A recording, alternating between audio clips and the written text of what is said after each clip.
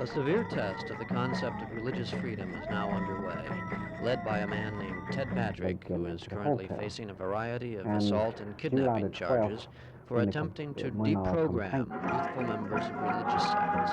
To Patrick, they have been brainwashed. To their parents, whose aid Patrick usually enlists, they have been estranged and alienated by their religion.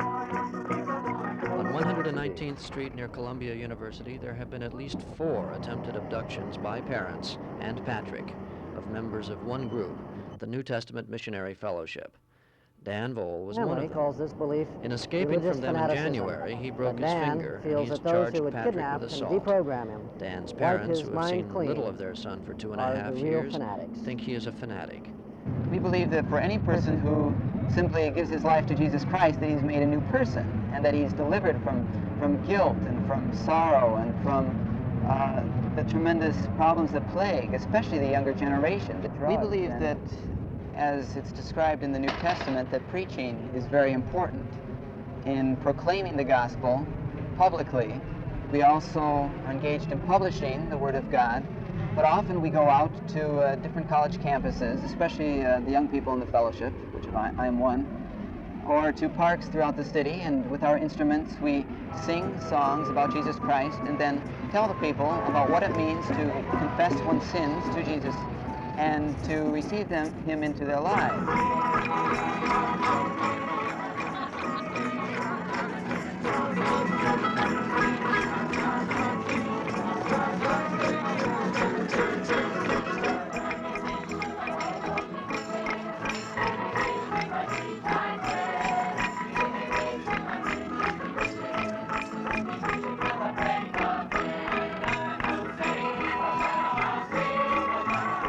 They are well-groomed, intelligent, and they're not pushy, but they believe in demons. Dan's parents can't believe it's their own son. We were never able to find out where Danny was living or what he was doing. We couldn't understand why a Christian group, which they said they were, could be so deceptive, could continually give us the runaround about what they were doing, could be so loveless, be so full of hate, be so vindictive. It was very strange to see him change completely this way. I think that what really worried us so much was the fantastic personality change in a boy.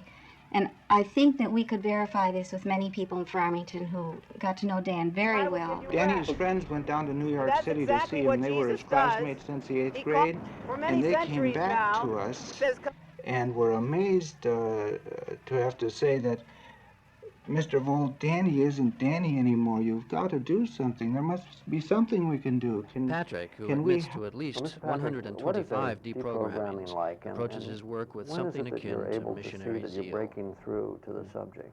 Well, deprogramming is nothing more than just telling the truth.